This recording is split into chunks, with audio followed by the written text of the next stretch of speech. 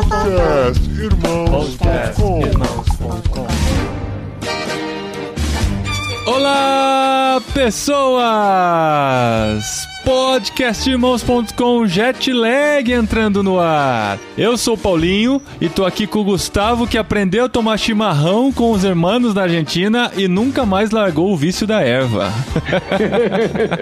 Vai pegar mal isso, Paulinho, vai pegar mal. Não, da erva de chimarrão, tá bem explicado. Erva mate. Eu sou Gustavo Borges e estou aqui com minha irmã brasileira, Rafaela Rafi. Aê! Seja bem-vinda, Rafi. Estamos aqui com o Paulinho, né, que espero que ele não se sinta excluído do nosso bate-papo entre irmãos, né, porque foi o único que não morou lá na Argentina. É, isso aí, olha aí, ó. Eu vou ser o entrevistador de vocês dois, pelo jeito, né? O Gustavo morou na Argentina, já foi fazedor de tendas na Argentina, e a Rafi também, que a gente conheceu recentemente pela recomendação de uma ouvinte, a Carolina Lopes, que nos colocou em contato com a Rafa, falou: vocês têm que conhecer a Rafa, ela tem uma história muito legal. Gustavo fez o briefing, preparou ela aqui pro nosso episódio, e a gente vai falar sobre ser fazedor de tendas aqui nos nossos vizinhos na Argentina. Voltamos pra América do Sul.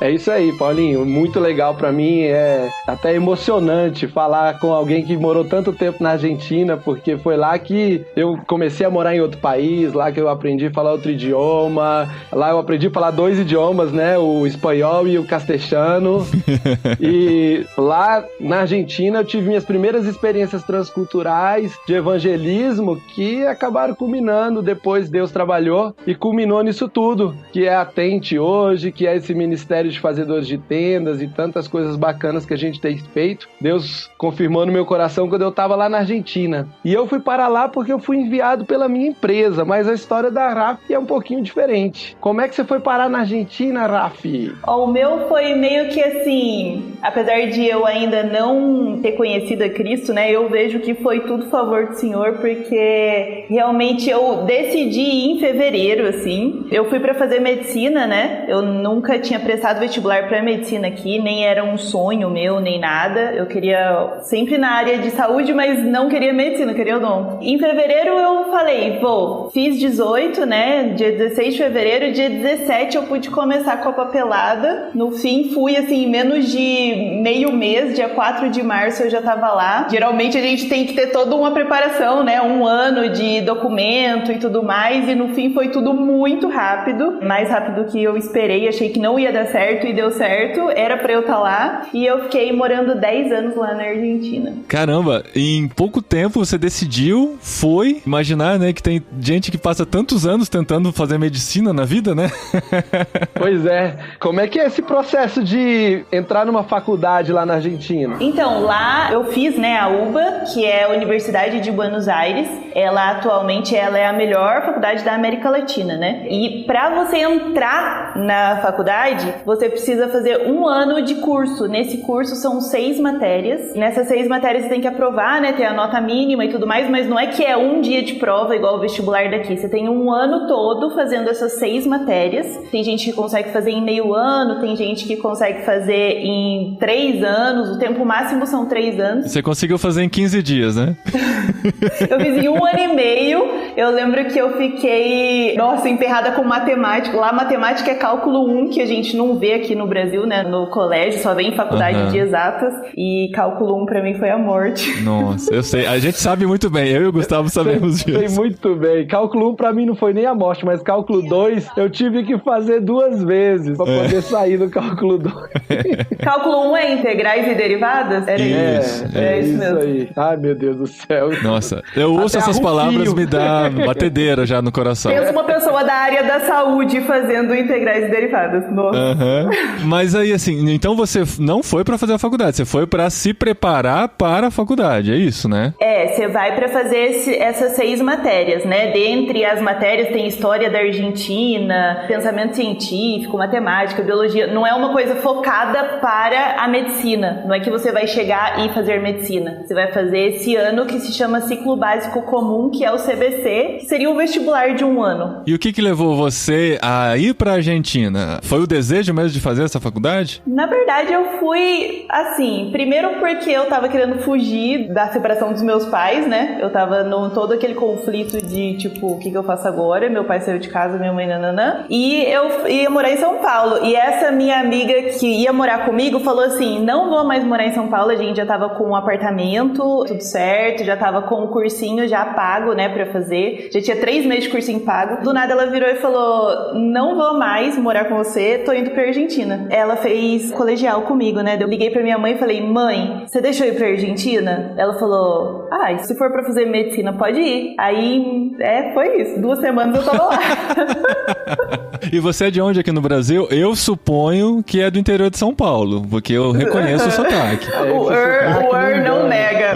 Eu sou do interior de São Paulo, já quase divisa com o Paraná, chama Taquarituba, minha cidade. É uma cidade bem pequenininha. Olha só. E daí, assim, encarar o desafio de viver num outro país, por mais que seja próximo, mas é outra cultura, é outra realidade, é longe de casa, outra língua. E Buenos Aires é uma cidade gigante, né? Ela, segundo os argentinos, ela é a maior cidade da América Latina, né? A melhor, a Europa da América Latina. Um pedacinho da Europa, né, na América. Mas isso eu não vou negar, porque realmente é muito parecido. E é muito bonito mesmo. Sim, mas deve ter uns 8 milhões de habitantes, sei lá, eu tô chutando aqui, mas não os 20 e tantos da Grande São Paulo. Mas é assim, eu saí dos 20 mil e fui pra Argentina, então foi assim, bem gritante, né? Eu tinha acabado de fazer 18, foi tudo muito uau. E o choque cultural? Chegando lá cedo, conhecendo um país diferente, uma língua diferente. Foi fácil se adaptar? Quanto mais jovem, mais fácil é, né? Mas estava saindo de casa indo pra uma realidade tão diferente. Como é que foi pra você? Eu acho que assim, o que mais influenciou mesmo assim foi a saudade de casa, que era o meu ponto fraco, sabe? De estar com a família, de morar junto. Mas de resto eu acho que foi bem tranquilo. O idioma não é um idioma tão difícil, eu peguei bem rápido assim pra entender, pra escrever também, eu sempre fui muito boa. O ruim mesmo era a comida, porque, gente, lá a comida não tem gosto, não tem sal, não tem alho, não tem cebola, não tem nada. Que isso? Temos um defensor aqui. O pior que a comida foi o café, porque lá não tem café, então o café assim foi o... Gustavo, como que você sobreviveu num país sem café, Gustavo? Eu vou contar um segredo pra vocês. Eu aprendi a tomar café em Buenos Aires. Café ruim, então. E eu vou explicar pra você. Não, calma. Eu vou explicar pra vocês rapidamente. Olha só. Eu precisava fazer amigo no meu trabalho. Eu trabalhava numa sala separada e lá tinha uma maquininha de café expresso. E eles tinham o café. E o café era ruim demais, demais, demais. Então toda vez que eu vinha pro Brasil, eu comecei a levar café brasileiro pra atrair as pessoas pra minha sala. E aí a gente batia papo. Foi nesse período que eu acabei aprendendo a tomar mate. Eu não gostava muito de café. Eu comecei a gostar de café pra fazer amizade em Buenos Aires. E depois eu descobri as boas cafeterias de Buenos Aires, que tem também. As cafeterias de especialidade você consegue. Mas assim, é que o diferente é que o café de lá é torrado com açúcar. Então ele é moído já com açúcar, fica um gosto de queimado e muito fraco. Não é a mesma coisa do café preto daqui, entendeu? Então é muito diferente. O meu contrabando de café durou 10 anos. Mas e a comida, Gustavo? O que você tem a dizer sobre a comida sem sal, sem alho, sem cebola? Alho e cebola eu não tenho nada a dizer. Realmente, a gente aqui usa muito mais. Mas comida italiana lá é muito saborosa. Você vai comer empanadas lá deliciosas, que são tipo uns croissants recheados que eles têm na Argentina. Você vai comer pizzas muito boas. Você vai comer pasta, né? Macarrão, lasanha, tudo muito gostoso. E o churrasco deles, depois que você acostuma que quem põe o sal é você na mesa, não é o churrasqueiro que vai acertar o ponto do sal, aí ok, mas no começo você estranha, né? A carne chega lá, 0 sal, e você tem que... Tem nada, é só lá a carne assim, ó, pronto, só tá a carne. Mas depois que você aceita isso como uma diferença cultural, aí você mesmo bota o sal lá e pronto. pronto, dá um tempinho pro sal dissolver ali e come. Tá valendo. A carne é muito boa, só que falta um salzinho, é verdade, falta um salzinho.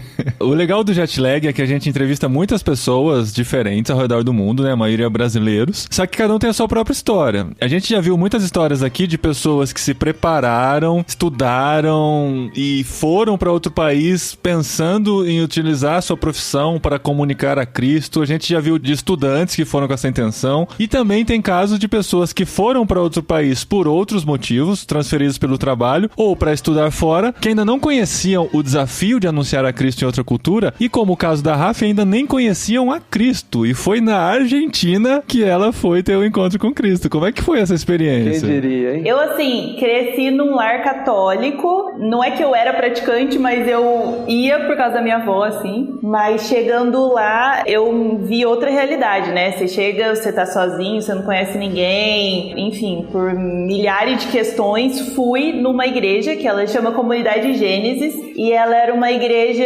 de brasileiros mesmo, sabe? Foi um amigo meu que fundou ali, começou reuniões dentro de casa. E eu fui atraída porque falaram assim, é uma reunião de brasileiros e a gente vai ali, é um culto e tudo mais. Eu já gostava de igreja, já gostava de ir, me sentia bem, né? Aquela coisa de me sinto bem indo na igreja. Fui, gostei, conheci muita gente, fiquei indo por muitos anos, tipo assim, de 2010 até 2015, até eu me converter, porque eu só me converti em 2015, eu fui dura na queda.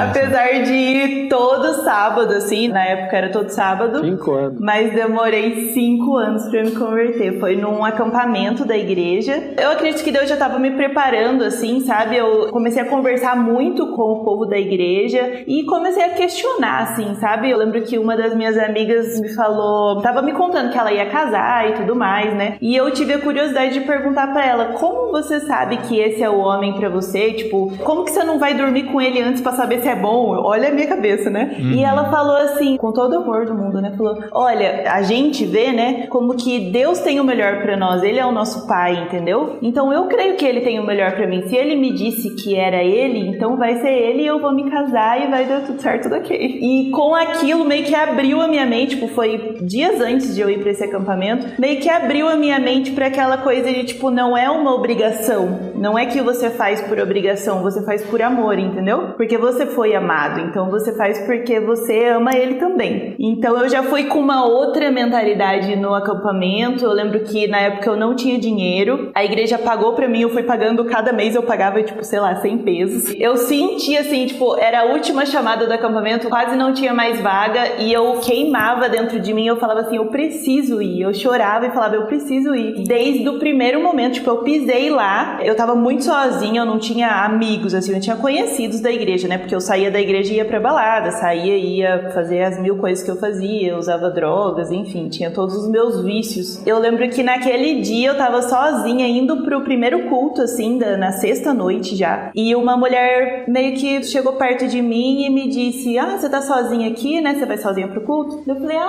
que eu não sou amiga de muita gente aqui e tal, mas tô indo, né? Ela, então vamos lá, vamos sentar comigo. E no fim essa mulher era uma pastora do Brasil, ela foi lá pra ajudar a filha dela, que tava se mudando e tudo mais. Hoje eu mantenho contato com ela até hoje. E ela começou a falar muita coisa pra mim no meio do culto, tipo, ela falou a minha vida inteira, assim, o que eu tinha que fazer, o que eu deixei de fazer. E foi naquele momento que eu senti a presença de Deus pela primeira vez, assim, sabe? Foi meio que uma revelação e um encontro. E, nossa, eu chorei a minha vida inteira.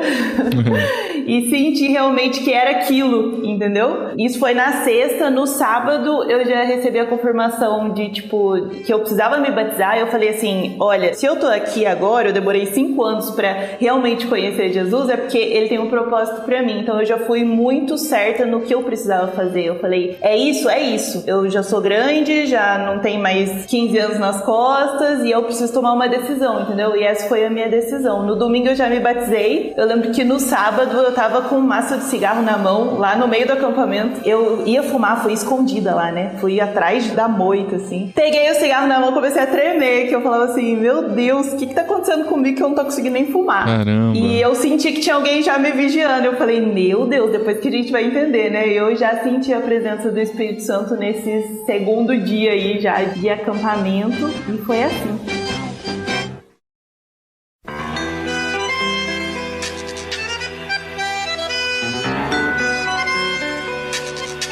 Que legal, muito impactante, né? Ver como que Deus leva uma pessoa de um canto para outro e lá ele te dá a oportunidade de conversar com pessoas do seu próprio país, né? E lá, se não me engano, lá nessa igreja também tinha um moço do Brasil que estudava medicina, não era?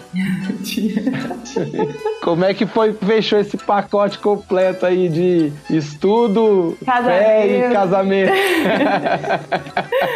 Então, o tema com o Ricardo foi que a gente estava na mesma igreja, né? E eu comecei a fazer a ETED, lá que lá chama ED, né? Que é o Escola da Jocum de Treinamento e Discipulado. Eu comecei a fazer e do nada aparece um ser lá no meu WhatsApp falando assim: oi, eu fiquei sabendo que você tá fazendo a Escola da Jocum. Eu falei, tô fazendo. Dele, eu fiz ano passado. Deu, alguma coisa está querendo, né?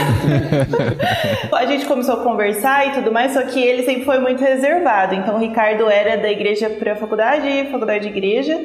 Muita gente começou a falar dele pra mim. Daí eu falei, gente, o que tá acontecendo que tá todo mundo falando dele pra mim? Vinha a minha discipuladora, falava dele pra mim, falando assim, olha, você pode, assim, se envolver com qualquer menino, mas não se envolva com o Ricardo, porque ele só fica da faculdade pra escola, então nem goste dele, porque ele não vai olhar pra você. Eu falei, gente, o que tá acontecendo? Eu nem abri a boca e a pessoa já começa a falar de Ricardo. E foi nesse vai e vem, todo mundo falando de Ricardo. Daí no fim ele falou assim um dia, ele era líder, né, da minha célula. Ele falou, vamos chamar a célula, né, pra ir no cinema. Eu falei, vamos sim. Daí ele falou, mas se eles não quiserem ir, a gente vai do mesmo jeito, né? Eu falei, vamos do mesmo jeito.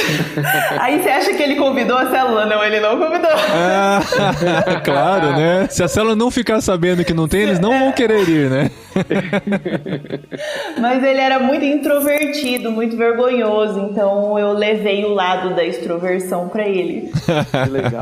Que legal. E vocês casaram pouco tempo depois? Foi igual resolver ir pra faculdade ou não? Então, foi assim, a gente começou a namorar depois de um mês, namoramos 1 ano e 4 meses. Não, namorou bastante. E casamos. E você em 15 dias muda de país no fim de semana.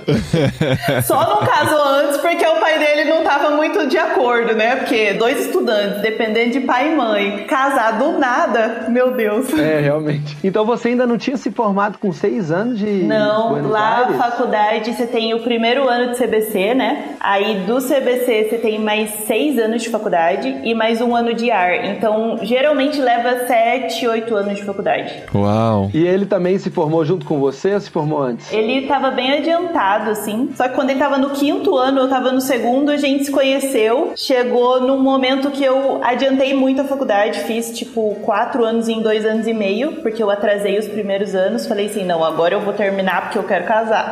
Então eu fiz os 4 anos em 2 anos e meio, os 4 últimos. Aí, só que no fim a gente casou mesmo, eu tava no 4º ano, ele tava no 5º, mais ou menos, e deu tudo certo. E como é que foi começar a trabalhar lá na Argentina? Como é que anda o mercado de trabalho pros médicos lá na Argentina? Qual que foi a sua especialização? Eu não fiz residência ainda, né? Eu peguei meu diploma em 2018, agosto de 2018, e fiz uma pós em medicina estética, né? Eu trabalhava em ambulância, assim, com colégios, e trabalhava na área de medicina estética. Mas o mercado de trabalho em si, o médico não é muito valorizado, né, na Argentina. Não tem sindicato, e o que manda lá são os sindicatos, né? Então, se você tem um grupo de trabalhadores que tem um sindicato, você vai ganhar muito. Tipo, os porteiros do meu prédio ganhavam mais que a gente, sabe? Era uma coisa, assim, surreal. Acredito. É a parte francesa lá da Argentina, são esses sindicatos. Então, é muito assim, é muito desvalorizado e você trabalha muito. Então, é plantão atrás de plantão pra ganhar pouco. Mas era aquele pouco que dá pra você viver, dá pra você ter uma vida normal, assim. Só que é uma coisa de, tipo, a Argentina, mesmo que você trabalhe muito, você não consegue comprar alguma coisa, tipo um imóvel, um carro já é difícil comprar, porque os apartamentos, por exemplo, são em dólar. Então, um apartamento custa, não sei, $900. E $1 é 180 pesos, 160 pesos, eu não sei quanto que tá agora. Então, você tem que trabalhar, tipo assim, a sua vida inteira guardando dinheiro e nem assim você consegue comprar algo, entendeu? Então, não é uma coisa muito estável. E vocês dois já estavam trabalhando quando começou a pandemia? Os dois trabalhando. Eu trabalhava numa empresa privada que atendia colégios, né? Tipo, eu ficava na ambulância na Zona Norte, que são colégios de gente bastante relativamente rica, digamos assim, fazia um ou outro plantão. Agora, o meu marido trabalhava no SAMU de lá, né, que é o SAMI, então ele tava em toda essa parte de urgência e emergência, assim mesmo, na correria, no plantão. Eu sempre gostei das coisas mais tranquilas, eu gosto de consultório, o dele é corridão. Ele é mais intensivista.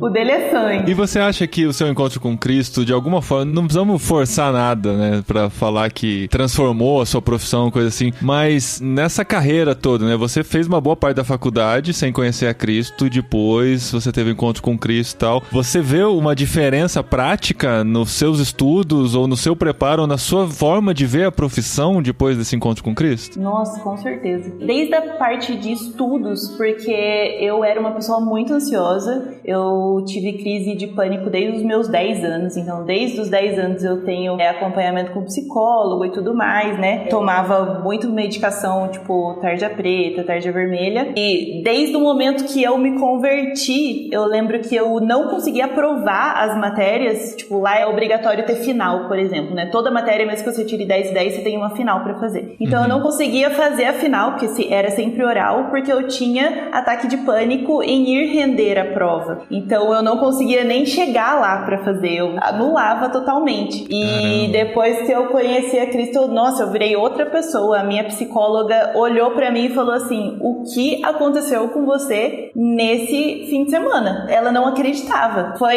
surreal, porque ela olhava pra mim e ficava assim, não tô conseguindo entender. E eu falava pra ela e ela ficava mais sem entender ainda, porque a pessoa não conhece a Cristo, então, tipo, pra ela é loucura, né? Pra ela é loucura, não faz sentido, né? Então, eu parei com todos os meus medicamentos, né? A minha psiquiatra também falou que eu tava doida da cabeça. Mas, assim, parei por conta própria, via a diferença que tava fazendo nos meus estudos, porque eu fiquei bem mais lerda, mais, assim, sem memória por causa dos medicamentos, sabe? E na questão do relacionamento com outras pessoas também, né? Porque você trata a outra pessoa totalmente diferente. Depois que você conhece o amor, depois que você sabe que você tem que amar o outro igual a si mesmo, né? Eu aprendi a me amar também, porque eu era uma pessoa muito com, assim, rejeição, digamos. E eu aprendi a me amar e amar o próximo também. A gente tem que amar os outros como a gente se ama, né? Então, se a gente não se ama, como que a gente vai amar? Talvez tenha sido aí que você fez 4 anos em 2 anos e meio, né? Foi. Na hora que você resolveu encarar mesmo a faculdade. E naquele hall de amigos que você tinha na universidade, seus velhos amigos, as pessoas que você convivia, como é que foi o impacto da sua conversão ali naquele ambiente? Porque a sua conversão aconteceu lá no acampamento, lá na igreja, mas no dia seguinte você estava de volta na faculdade com os amigos e certamente alguns amigos se perderam e outros não, né? Como que funcionou isso? Eu fiquei assim, eu não me senti sozinha, apesar de ter perdido muito amigos, assim, que eu achava que eram amigos, né? Mas eu vi que ficaram os que realmente viram em mim a mudança que foi pra melhor, entendeu? Tipo, tem aqueles amigos que acreditam em você, que sente que você melhorou, e tem aqueles que estavam com você só porque você tava com eles na hora da farra e tudo mais. Então, esses verdadeiros ficaram, assim mesmo, foram pouquíssimos, se contar não dá uma mão, e todos os outros eu fui julgada, falaram que eu tava louca, que eu mudei o jeito de vestir, que eu mudei o jeito de falar, que eu não era mais a mesma. Então, tipo, teve bem esse choque, assim. Mas Deus sempre foi me falando, assim, na palavra mesmo, sabe? Eu lembro que eu tava... A gente converte, que é ler a Bíblia inteira em um dia, né? Então, era aqueles jejum louco de 3 dias que eu falava assim, agora Deus vai falar comigo. E Deus descia da terra e falava, olha, você tem que parar de fazer isso. Aí eu fui saindo de conversa de WhatsApp, que tinha muita besteira. Eu mesmo fui me afastando, mas eu vejo que pra mim eu precisava disso, entendeu? Pra eu dar um clique ali naquela nova vida, sabe? Nesse caminho, você me contou que a Igreja Gênesis era uma igreja pequenininha, mas que ela estava também no momento de começar a crescer. Pelo que eu me lembro que você me contou, você participou desse crescimento. E esse crescimento não foi um crescimento só de brasileiros indo lá pra igreja, né? Tinham pessoas também argentinos e de outros países, porque Buenos Aires e a UBA, né, é uma faculdade muito latino-americana, tem gente de toda a América do Sul, é bem uma cidade que é bem cheia de gente de outros países. Como é que foi a chegada dessas pessoas? Como que você participou desse momento? Porque pelo que eu sei, a igreja hoje é bem maior do que era, né? A Gênesis, ela passou por um processo, assim, que a gente congregava em um lugar, nunca foi nosso lugar, né? Em nenhum dos lugares que a gente passou da Gênesis, os milhões de lugares que a gente teve, era sempre alugado. Mas nessa época tava num lugar emprestado. E ela saiu dali. Quando ela saiu dali, tipo, uma parte ficou congregando naquela igreja que a Gênesis estava e a outra parte saiu com a Gênesis, sabe? Então a gente foi, né? Eu e meu marido, assim, quem fundou a Gênesis e tudo mais, ficou com a Gênesis. E nesse momento, assim, não tinha quase ninguém na igreja. E eu lembro que depois de um tempo, foi o quê? Depois de um ano assim, a gente fazia culto, tinha culto que tinha 15 pessoas, mas a gente tava lá, entendeu? Tinha célula, parecia uma célula, mas era o culto. Então, nessa época que não tinha ninguém, assim, eu lembro que um dos presbíteros, né, falou, olha, eu escutei de Deus que vai crescer e eu vi isso e vai acontecer. E foi numa época que eu comecei a crescer muito no Instagram também. Eu era uma pessoa muito vergonhosa, tipo, eu tinha aquela coisa de rejeição, né, não conseguia falar para as outras pessoas, porque eu já sentia que eu estava sendo julgada. Deus quebrou tudo aquilo em mim e falou assim, olha, agora você vai ter a sua vida no Instagram, entendeu? Você vai ser a famosinha aí da Argentina. E foi que a minha vida fez assim, ó, de ponta cabeça, que eu falei, meu Deus, como que eu falo pra esse tanto de gente? Eu cresci muito no Instagram e eu vejo que foi uma maneira de Deus fazer com que eu falasse de Jesus pra essas pessoas que ou estavam afastadas ou que não conheciam a Ele, sabe? Não digo que, uau, a Gênesis cresceu por minha causa, mas foi uma das maneiras que Deus fez pra atrair mais pessoas. Então, a Gênesis teve que mudar de lugar, a gente congregava na casa de alguém, a gente mudou pra um outro lugar, o lugar era, tipo assim, sei lá, 5 vezes maior. Desse lugar já tava muito cheio em, sei lá, 1 ano e pouquíssimos meses, assim. Mudamos pra outro lugar, então, tipo, cada vez mais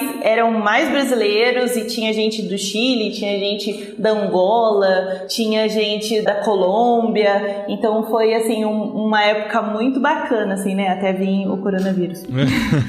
Mas esse seu conteúdo que você produzia nas redes sociais, era em português ou era para argentinos mesmo? Qual que é o público? Sempre falei em português, tipo, o foco nunca foi falar de Jesus, sabe? O foco era falar de, sei lá, compras baratas em Buenos Aires, onde eu arrumo o cabelo em Buenos Aires. Por quê? Porque quando eu cheguei lá não existia isso, entendeu? Não tinha o YouTube, não tinha Facebook, era Orkut e MSN. Uhum. Então a gente chegou com 0 conteúdo, assim, a gente chegou do nada, do zero, pra você procurar um endereço, você tinha um livrinho, assim, que é o Guia T, ele deve lembrar do Guia T. Lembro demais, eu tinha o Guia T.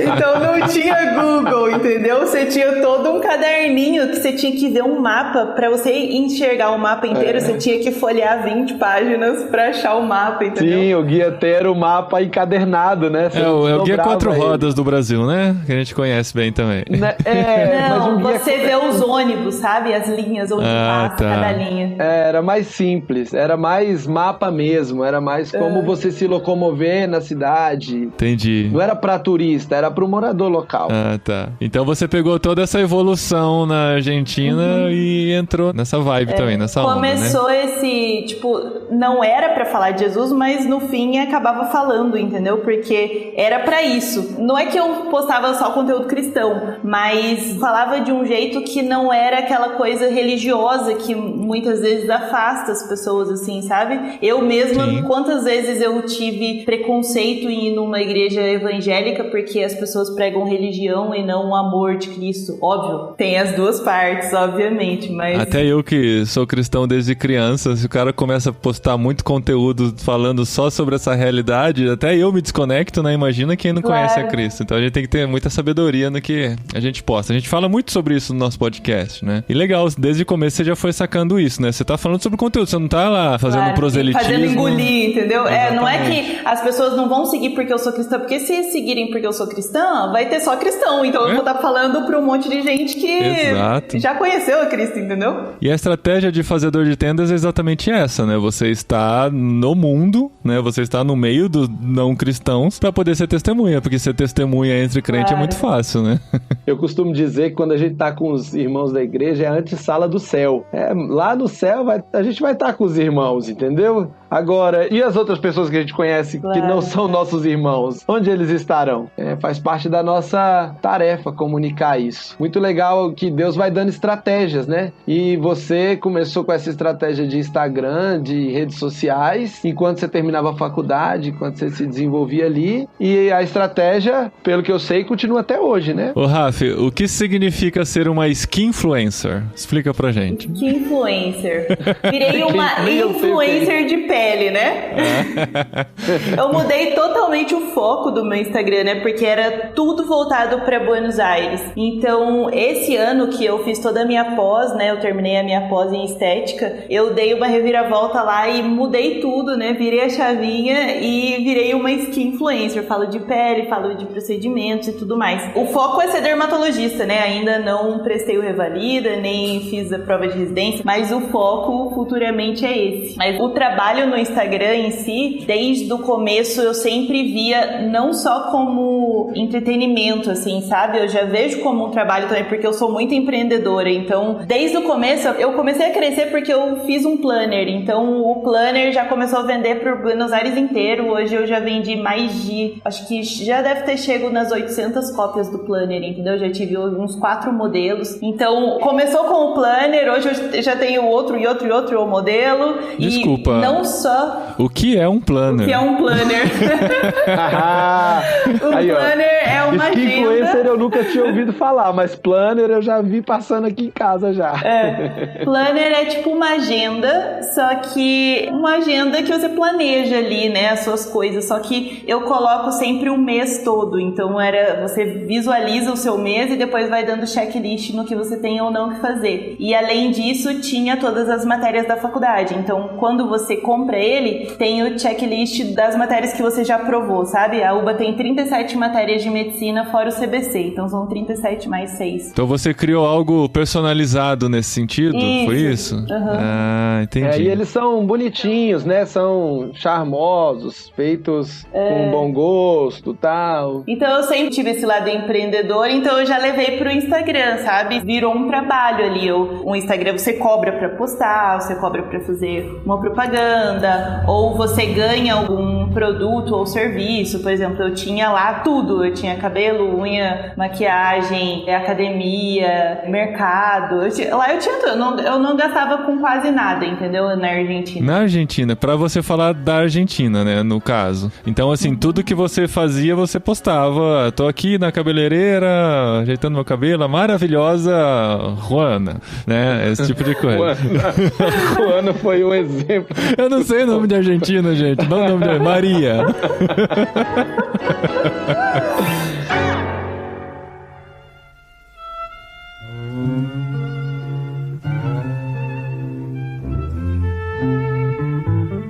Mas peraí, de repente você virou influencer e ser influencer te sustentava, mas mesmo assim você trabalhava na ambulância e ia lá cuidar das crianças que se machucavam nas escolas. Você já tinha acabado a faculdade, a pós-graduação, se convertido, casado, já tinha feito essas coisas todas. E aí chegou a pandemia no começo do ano e turning point. Qual foi o impacto da pandemia na sua vida em 2020? Então, a quarentena começou, se eu não me engano, no comecinho de março. E eu tava trabalhando, né, nessa ambulância, nos colégios e tudo mais. Meu marido tava fazendo plantão. E do nada me ligaram falando, olha, não vem mais porque o governo fechou tudo, não vai mais ter colégios. Vamos ver como vai continuar. Nisso cortaram tudo, né? Não tinha mais salário, não tinha mais nada. Uau. Aí eu falei, beleza, né? Tem o trabalho do meu marido, graças a Deus. Só que nisso eu fui vendo que a gente tava ganhando um dinheiro bom com o Instagram, entendeu? Então a gente viu que mesmo eu não trabalhando fora, né, digamos assim, só com o Instagram e com o trabalho dele, a gente tava conseguindo nos sustentar. Então ficou por aquilo mesmo. Eu procurei outros empregos, né, me inscrevi no site do governo para trabalhar em hotéis com coronavírus, porque quando você chega lá e você apresenta sintomas, para você ficar isolado, né, se você mora com a sua família, você fica num hotel. Então eu me inscrevi, eles me chamaram para trabalhar no hotel, daí ficaram de me mandar o dia e passou 2 meses e ninguém ninguém me mandou nunca mais o dia, e eu ficava cobrando, falava assim, olha, preciso trabalhar. Ninguém nunca me chamou. Aí eu fui ficando naquele estado, né? Tipo, pra mim tá ótimo, tô aqui em casa, tô trabalhando com o que eu gosto, que, né, querendo ou não, ser influencer, você edita uns vídeos lá, é uma coisa legal, eu gosto de ficar no Instagram e perder tempo no Instagram. E fechou, foi o útil e o agradável, né? Aí chegou um dia que uma amiga minha falou assim, estou indo na sua casa, em plena pandemia, né? Estou indo na sua casa porque eu tô indo embora pro Brasil, quero me despedir de você. Eu falei, meu Deus, a menina vem ilegal aqui, né? Porque a quarentena da Argentina foi muito rígida. Então, se você saía a 2 quadras, você já tinha um policial pedindo seu documento, o que você tá fazendo, que mercado que você vai, entendeu? Você só podia ir no mercado ou na farmácia. Ela foi lá, foragida, chegou em casa, a gente se despediu, eu fiquei toda assim, meio que querendo ir embora também. Um dia depois, eu orei muito a Deus, falei, olha Deus, minha vontade mesmo é ir embora, não aguento mais ficar aqui, eu não quero mais ser estrangeira. Eu falei desse jeito, eu não quero mais ser estrangeira, já tô no meu limite, eu tava assim, quase tendo ataque de ansiedade de novo por estar presa, porque eu tinha medo da polícia, eu não tinha medo do coronavírus. E foi assim, um ser apareceu na minha frente e disse, você não quer fazer uma parceria comigo? Eu tenho uma empresa de ônibus e tô levando gente pro Brasil e você vai com seu marido, com a sua cachorra, eu aceito o cachorro. A Yoko não pode viajar de avião porque ela é braquicefálica, né, minha cachorrinha. Então assim, juntou tudo. Eu falei, meu Deus, eu orei um dia que eu tava querendo ir, no outro dia eu já tinha passagem, entendeu? Então foi tudo muito rápido. Eu falei com meu marido, ele falou assim, a gente não vai, você pode ir, vai você e a Yoko, eu vou ficar aqui, em algum momento você volta. Eu falei assim, eu não vou de jeito nenhum sozinha, como que eu vou te deixar aqui trabalhando? Ele tava assim, num burnout horrível, e ele assim, a gente tava numa convivência assim, conflitante, porque ele tava muito estressado. Então eu falei, olha, desse jeito não dá, porque você não tá vivendo direito, né? Você não tá aproveitando, você tá só se estressando. Cancelaram as férias dele por causa da pandemia, e serviço de emergência, né, de SAMU, é muito pesado, então era todo dia muita coisa, muito suicídio, porque na pandemia aumentou muito, então era uma coisa assim, bem forte. E ele falou que não ia de jeito nenhum. Eu falei, então vamos orar. A gente orou junto, chorou, ele ligou pro pai dele, o pai dele falou, vem que eu arrumo a casa aqui do lado e vocês ficam aqui, vocês não precisam pagar aluguel, tem uma casa aqui do lado pra vocês, é só terminar o reboco e tudo mais. Aí eu falei, pronto, já tem a viagem, já tem a casa, não precisa pagar aluguel, vamos vender tudo que a gente tem. Aí ele não tava muito seguro ainda, ele falou assim, só vou se sair a data do Revalida. No outro dia de manhã, saiu a data do Revalida. Eu falei, você quer mais o quê, querido? Não tem mais outra solução, entendeu? A gente vai. Muito bom. Aí ele aceitou, a gente orou, vendeu tudo. No mesmo dia a gente começou a vender, eu vendi tudo, porque você começa a ser influencer, você tem 1 milhão de pessoas que estão ali, entendeu? Aí eu coloquei tudo no Instagram e em 1 semana e meia a gente tava no Brasil. Uau! Igualzinho quando você foi pra Argentina, né? É. Foi. Deus levou e Deus trouxe. É, mas fica a pergunta, você ficou traumatizada de morar fora do país? Tipo assim, eu não quero mais isso pra minha vida, não quero mais ser estrangeira, ou já tá voltando aquele bichinho assim, não, quero uma nova aventura logo na minha vida? Não, eu sempre gostei de morar lá, tipo, no começo foi difícil, como eu disse, pela saudade, mas eu gosto muito de Buenos Aires, assim, gosto muito da Argentina, mas eu não sei se eu voltaria a morar lá, entendeu? Só em caso de necessidade mesmo, tipo, você tem que ir pra lá. Eu iria, Deus fala, olha, você vai? Então eu vou. Mas a gente sempre teve vontade de voltar, morar um pouco aqui, nem seja um pouco, curtir o Brasil de novo, engordar de novo com as comidas daqui, porque eu já devo ter engordado uns 5 quilos pelo menos nesses últimos meses, de tanto comer tudo que eu não comia, mas a gente sempre gostou do mundo, assim, a gente foi viajar já 2 vezes pra Europa, a gente ficou encantado com cada país que a gente foi, então cada coisa que a gente vê era assim, nossa, eu queria muito morar aqui. Então é aquele negócio de cidadania, eu tô buscando documento daqui de lá pra tentar a cidadania, então nossa, minha cabeça tá assim, a mil, o que eu faço agora? Não, e você já teve o gostinho da Europa vivendo em Buenos Aires, né? Então... É, isso aí. já viveu na Paris da América do Sul, né? Pronto. Mas Deus tem os planos deles, né? Nas nossas poucas conversas aí essas semanas. Já me encontraram um emprego na Arábia Saudita, minha gente. Olha isso. Já tem oportunidade no mundo todo, porque eu até falei pra ela, eu falei, olha, emprego na Oriente Médio, Sudeste Asiático, na Ásia como um todo, tem, só precisa falar inglês fluente. Aí ela deu duas engasgadas e falou, espanhol não serve? Eu falei, não, espanhol não serve.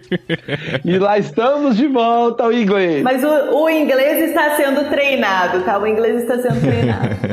Vamos sair desse intermediário aí, que assim que esse inglês estiver fluente dos dois, a gente tem os programas da Tente que ajudam a colocação profissional de fazedores de tendas, de missionários, e quando você já tem uma experiência transcultural, é mais fácil que você seja aceito em uma outra experiência transcultural.